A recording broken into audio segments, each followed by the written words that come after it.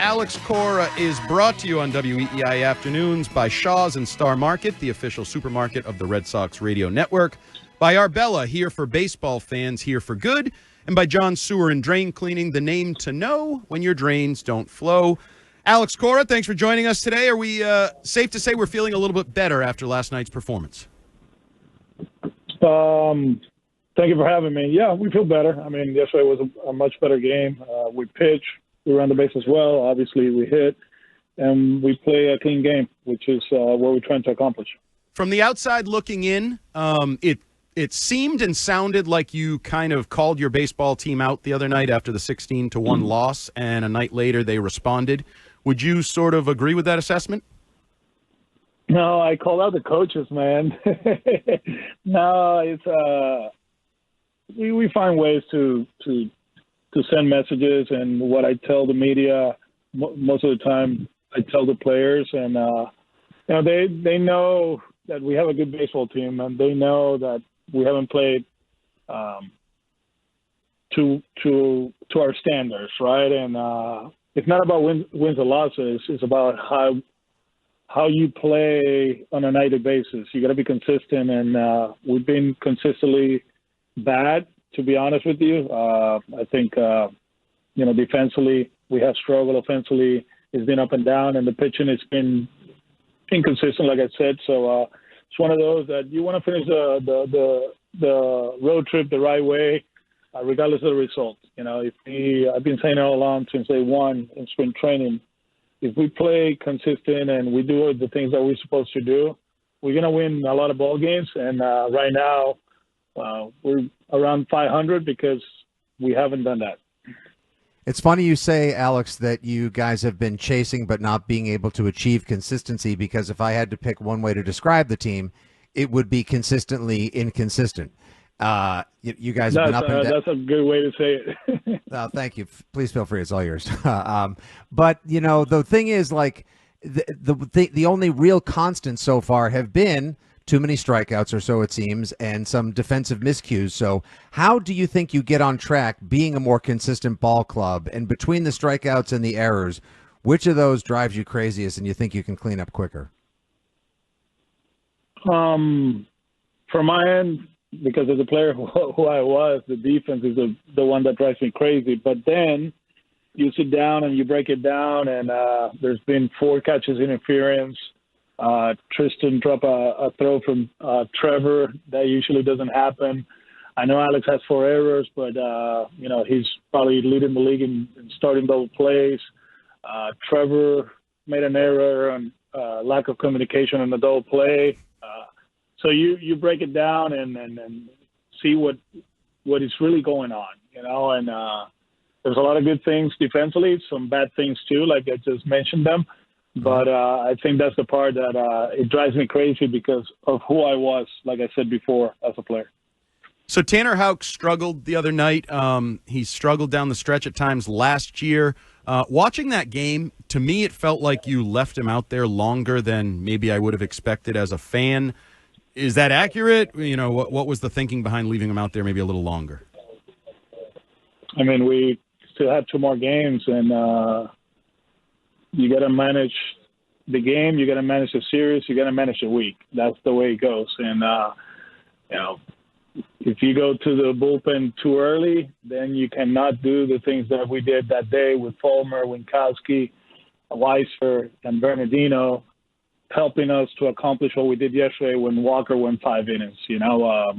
That's the reality of managers. People get caught up on too soon, too late, but there's a game the next day, and that's the beauty of the big leagues. And my job is, like I said before, manage the game today, manage the series, the week, the month, and the season. And it hurt watching him out there. There was a lot of C9 singles at one point. He got hit hard too. You're hoping for a ground ball double play, and we actually got it, right? And Alex didn't make the play, so that's from my view. That's the way I see it, and I think what Fulmer, Wink, Weiser, and Bernie did that day after Tanner helped us win a ball game yesterday, and hopefully that can help us win a ball game today. Red Sox manager Alex Cora here on WEEI Afternoons. Obviously, Alex, good win last night. Nice turnaround from Monday night's jaw dropper, but that's not to say that the weekend also wasn't a bit of a surprise or a jaw dropper as well, including last Friday night going out there 2-10 the White Sox were before you guys got to town. Losing 2 out of 3 and especially a 10-run game on a Friday night to the White Sox. How do you think that series got away from you guys? We were up 2-0 in the 6th inning of Game 2, and Fitzy got hurt. We threw a fastball right in the middle to Robert, and he hit a ballpark. We were in position to win Game 2. It's one of those that I always said that regardless of the opponent at this level, and you see the offensive numbers around the league, right? I think it's the worst batting average since I don't know when, and the on-base percentage since like 1972. Pitching is at its best. And regardless of who you are, you're going to have guys that are throwing 97, 98. You're going to have bullpens that are capable of shutting anybody down on a nightly basis. And obviously, we didn't play good baseball on Friday. But overall, a bunch of good arms that they strike a lot of people out, that bullpen of the White Sox. And we just lost 2 out of 3. We did a good job on Sunday, kind of like saving the series, right? Not getting swept. And, we got a chance to play them again this weekend. Hopefully we can do better. But, I think if you look around the league and you see the records of the teams and you see the American League, everybody's competitive. Everybody has capable arms, and you're going to run into series or anything like that. Does it get magnified because it's early in the season or because of their record? Of course, but you cannot just put your head down because you lost 2 out of 3 against the White Sox. You got to move on. We didn't do a good job of that on the first game here, and we were better yesterday. I know you often tell us how long the season is and sort of saying even-keeled. And one of the things I looked at is, you play some bad baseball. You're a sub-500 team. You get some games that 11-1, 16-1, and then you look at the standings and you're 2 games out of first place. Like the AL East is bunched up. The AL in general is bunched up. Do you take any solace in that? Like, yeah, we've played some bad baseball. I think we're a good baseball team, and we're really only 2 games out right now. Probably a lot of people in the not in the organization and the division feels that way too, right? Like nobody has played great baseball, yep. And it's still early, obviously, but we've been in tough situations, right? Early in the season, like one team, I think at one point, remember the Rays, they won like 13 in a row early in the season a few years ago or last year, I don't remember. Mm-hmm. And right away they had a 6 or 7 game lead. The Yankees have done that a few times. We did it in 18. So, for how inconsistent we've been, I feel okay that nobody in the division has taken off. So Duran got his first home run of the season last night as well. Do you think that maybe that first dinger, some positive at bats for him, could that be something that finally gets him going? Because perhaps if there's anybody, I know Bregman's hitting well, Story's hitting well, but if there's anybody who could be the spark or the catalyst offensively for the Sox, it very likely could be Duran. Yeah, and it started on Monday, which is great. In a game that was out of hand, the last at bat hit a ground ball through the hole. Then yesterday, obviously the homer, but the 2 walks, controlling the strike zone is very important. And when you start walking, it means that you are on time, you're swinging at the right ones, you're not trying to do too much. And yesterday, yeah, the homer was great, but ended up walking twice. We just talked about it. I just saw him in the clubhouse. Just the quality of the at-bats were a lot better. He's been actually, if you look at him in Texas and in Baltimore, he was driving the ball to left center. And then he got away from it, trying to do too much. Hopefully he gets back to let the ball travel and driving it to left center. And if he starts doing that consistently, then it's going to be fun to watch. You've been very consistent throughout the spring, even early in the season, with the team struggling at times, saying this is a good baseball team. We're a good baseball team. That seems very intentional on your part, but does it also come with a realization you are putting some pressure on yourself as the manager to win games, on the team to win games? Does that Does that increase the expectations and pressure on your baseball team and yourself? No, because I can say his worst years was bust, like in 18, right? That's pressure. That's real. That was the reality of that club. I think the last few years we've been trying to motivate the group and saying, hey, we're a playoff team and we have to make it. But obviously, that wasn't the reality, right? Where we were as an organization, we were trying to win as many games as possible, but developing players. I think we did a good job until the trading deadline, right? We were fighting until there, and then it didn't happen. This year, we have a solid baseball team, and we know we're capable of playing meaningful games in September and October. But at the same time, you have to take care of the pillars of the game, right? You have to, catch the ball and you have to pitch. If you do that consistently through 162, good things are going to happen. Offensively, we live in an era that is very hard to hit. Obviously, we don't like the strikeouts, but maybe that's part of our DNA. But also in our DNA, I think we're going to drive the ball out of the ballpark at one point. We haven't done that yet. I think it's going to come.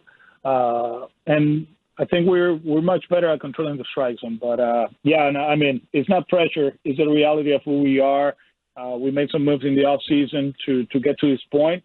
Now it's a matter of just keep working hard, try to get better each and every day. Like Andrew Bailey always says, the main event is the main event. It's at 7:05, 4:30, 1:30, right? Try to win the main event. You win it, you turn the page. You lose it, you turn the page. And if we do that consistently, we're going to be fine. And speaking of key offseason additions, Alex, obviously he carried the day offensively last night as well. Alex Bregman going to be off on a bit of a paternity leave. How long do you expect him to be out, and who's going to be filling in for him during his absence? Yeah, hopefully everything goes well tonight or tomorrow. And his plan is to be back with us on Friday. So we wish him and Regan nothing but the best, What a night he had yesterday, right? You go 5-5, hop on a plane and get your second child, right? That was amazing. And, Sogar is going to be with us. He's going to be with us today. We'll see what happens on Friday, but I think it's good. Switch hitter who can play first, second. Well, he can play everywhere. It's a quality of bat. Alex, my moles tell me that Rafael Devers takes ground balls pregame and it's part of his warm-ups and things of that nature. I know you've said he won't play third, but is there a chance we see him at first? Could we see him use that glove in games? What's the story there? No. Rafi's going to DH. He's, unless it's an emergency, we'll use him on the field, but the plan is for him to DH. Along those same lines, Christian Campbell, is the plan to continue to give him reps at different spots? Has there been any thought to just placing him at second base and letting him develop there full time? Because obviously he's been great offensively, been some hiccups here or there defensively. Thought to that? No, he'll keep doing the same thing. He'll play the majority of the games at second base. He'll play probably center field once a week. We got to get David Hamilton involved. That's very important for us. He's a big part of what we're trying to accomplish. He's a dynamic player. You guys know what he can do when he gets on base, and we got to get him at bats. And before we let you go, I know we asked you this last week, but are we even closer, I guess, a week later to the troops, the pitching troops, Bello and Giolito, and maybe getting some reinforcements? Yeah, Gio pitched yesterday. It was 2 innings, 60 pitches. So just waiting on the report, how he go, how he feels. Most likely he has 1 or 2 more. Bello, he's pitching tonight in Hartford. So hopefully it's a good one. And, the plan is for him to probably join us next week. Liam is pitching tonight, too, in that game. There's a good chance he'll join us over the weekend. All right, Alex, appreciate you with joining us, and hopefully we'll look forward to another victory tonight and talking to you next week. Thank you, guys. See you guys next week. Be well. Thank you, Alex. Alex Cora, the manager of the Boston Red Sox, here on WEEI Afternoons.